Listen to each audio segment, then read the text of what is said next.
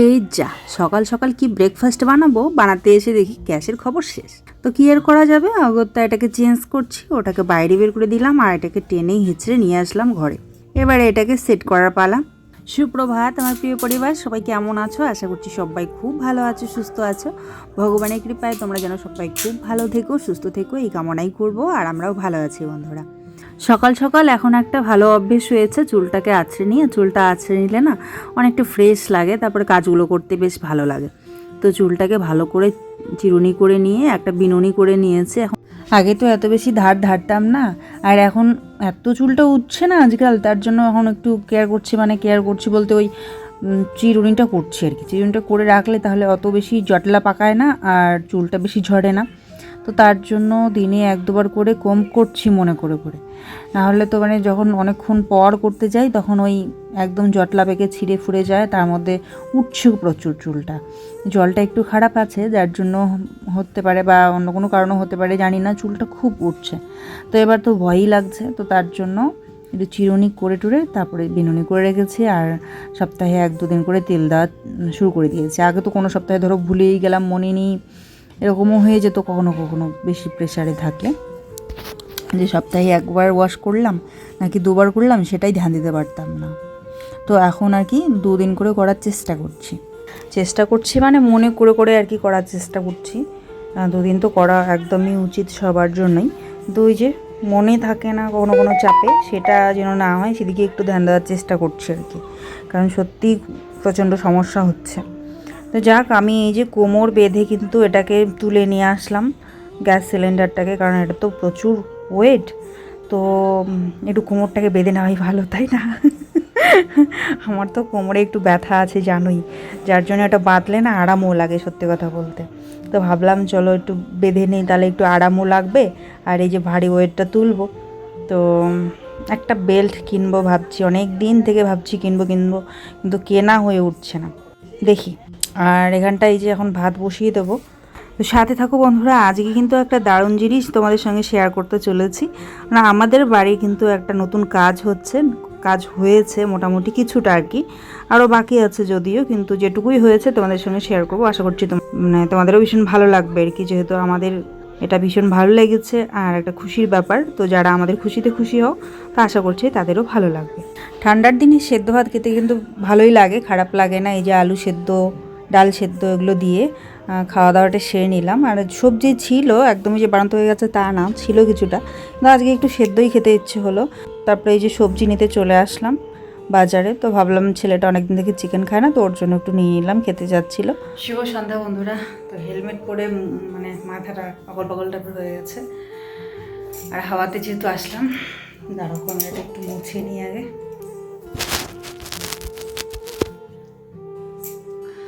তো হ্যাঁ, বাজারটা সেরে আসলাম। বাজার বলতে আজকে ভাইয়ের দোকানেই গেছি।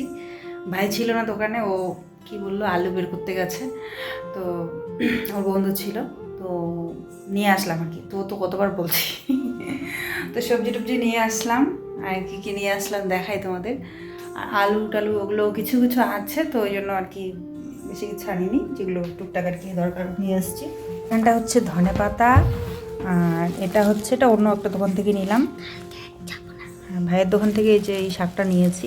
আর এখানে শিম নিয়েছি 1/2 কিলো, টমেটো 1/2 কিলো, আর এখানে একটু চিকেন নিয়েছি সোনার জন্য। সোনো খেতে চাচ্ছিল, ভিডিওতে দেখে দেখে খুব খেতে চাচ্ছিল। এই লাইট দাও বাবা, ভিডিও করছি। অন করো, জ্বলবে। টেপো। ওকে টিউশনে দিয়ে আমি গেছিলাম আনতে, আর আমি আসলাম, তারপরে ও আসলো। এক জায়গায় রাখো জুতাগুলো। শিমের চাটনি বানাবো, এই জন্য শিম নিলাম, শিম ভর্তা। শীতকালে এই ভর্তাগুলো খেতে যে এত ভালো লাগে, টমেটো ভর্তা, শিম ভর্তা, আলু ভর্তা, বেগুন ভর্তা। তো বেগুনের তো খুব দাম, তো কমছে একটু করে কমছে, 100 টাকা থেকে 80 টাকা এসছে। শিম ভর্তা, টমেটো ভর্তা, আলু ভর্তা, ঠিক আছে, এই যে কী বলে ধনে পাতা দিয়ে হচ্ছে শুকনো মাছের ভর্তা। তো এটা হয়ে গেছে প্রায়, আলুগুলো সেদ্ধ হয়েছে যদি, তাহলে হয়ে গেছে।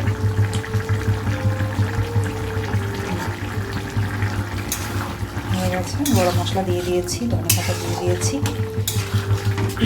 আজকে সব গোটা গোটা, কিচ্ছু বাটা দিইনি। মিক্সচার জারটা খুঁজেও পাচ্ছি না, কোথায় যে রেখেছি ধুয়ে, বাসনের তলায় মনে হয় চাপা পড়ে গেছে। তো যাক, আমি এই জন্য গোটা গোটাই করে নিলাম।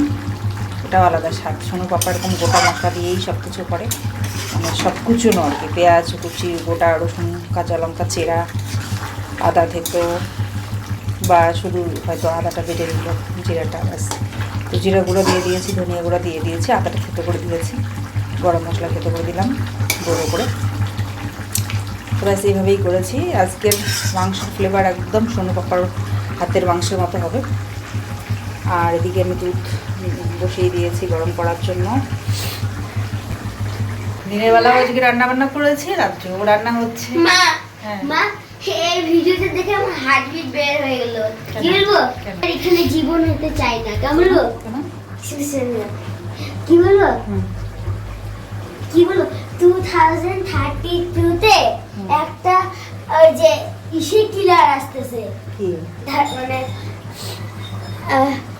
কান্ট্রি কিলার স্টোরি রড আসতেছে। আর জানো, আর ওটা 75,000 কিলোমিটার পার আওয়ারতে আসতেছে। আর ওটা না মেটাল আর ইসে দিয়ে, মানে আমরা যেগুলো পাথর ধাতুরে হয় না, ওগুলো তো আমরা ইসে দিয়ে ফাটাই দেই, কি বলে, রকেট দিয়ে, হ্যাঁ না। আর ওটা না মেটাল বলে, ওটা ফাটবেও না, ওটা সিধা আমাদের ধরতিতে পড়ে ওই যে কান্ট্রি কিলার হবে, মরে যাবো। হ্যাঁ, মানে মরে যাওয়ার জন্য তো আরো বড় লাগবে, লেকিন কান্ট্রি কিলার মানে তো আমাদের এইদিকে, মানে যদি অনেক আমাদের ধরতি ক্রস হয়ে যদি অন্য দেশটা পড়ে, তাও শক করতে হয় না। এই যে এইভাবে ধুম। কোন সালে? হ্যাঁ, কোন সালে? 2032। আর জানো, আরো তো কয়েক বছর বাঁচতে পারবো না, স্বাভাবিক দিয়ে কি হবে জানো, চুল দিয়ে আমার নামে। আর নাহলে যদি তুমি একটু পাশে আসো, তাহলে দেখো 6 সাল আর বাঁচতে না, না, তারপরে দেখো কানের পয়দা থাকবে।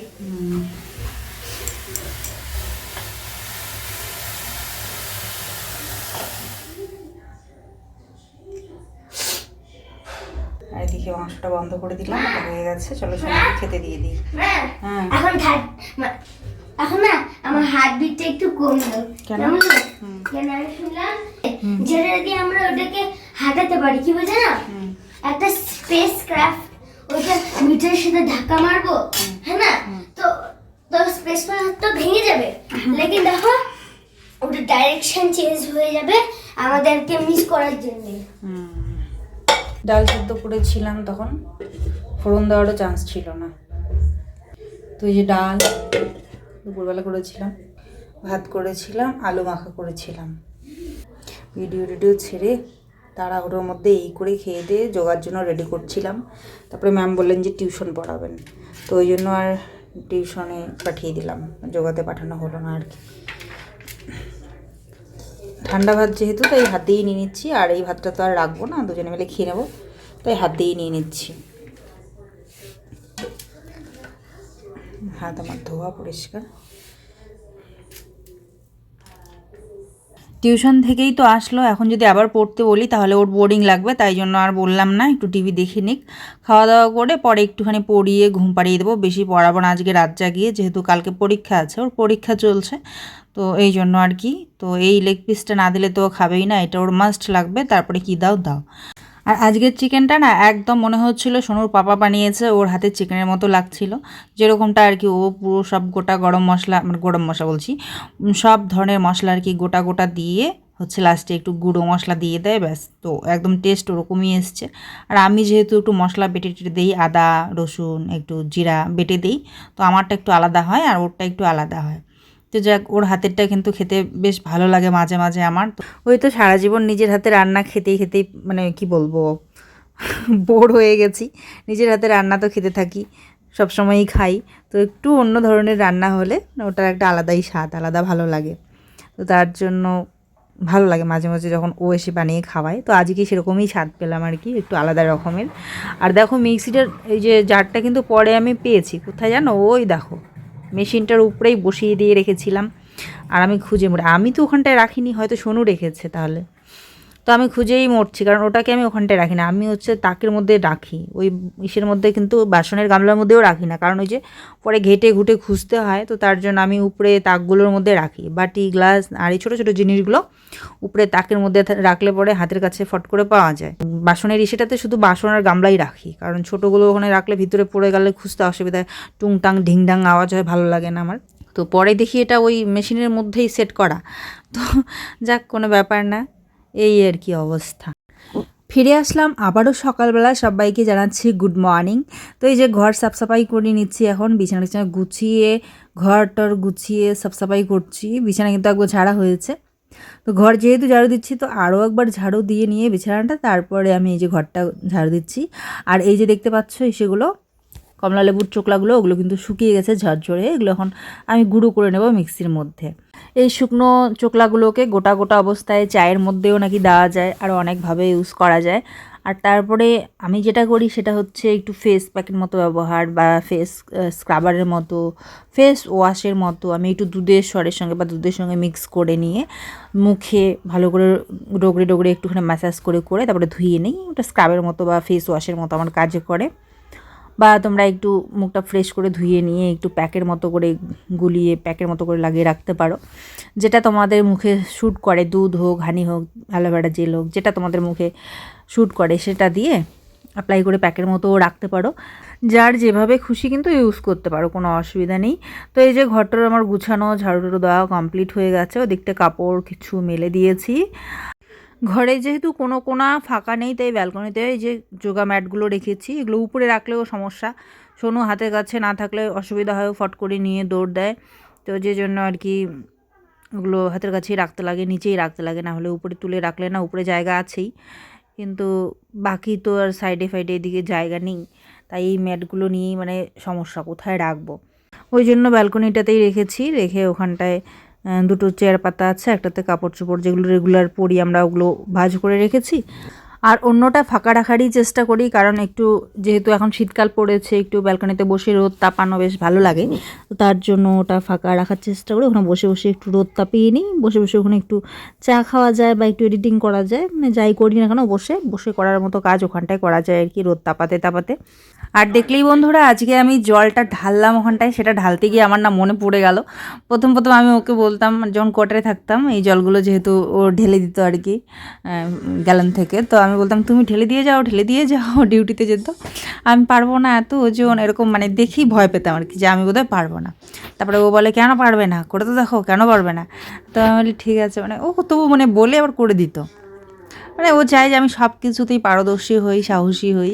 তো তারপরে একদিন আমার মনে হলো সত্যি তো, ও যদি পারে আমি কেন পারবো না, তো আমাকে পারতে হবে। চেষ্টা করে দেখলাম, হ্যাঁ হয়েছে, পারলাম। তো ওই দিন থেকে সাহস হয়েছে। আর এখন তো একা একা এখানে থাকি, মাঝে মধ্যে আমাকে নিতেই হয়, মানে ধরো দাদাই দিয়ে যায়, দাদা ঢেলে দিয়ে যায়, কিন্তু কোনো কোনো সময় এরকম হয় যে দাদা জলটা দিয়ে চলে গেছে, আমি ঘরের দরজা বন্ধ ছিল, দিয়ে চলে গেছে, আমি চেয়েছিলাম বলে।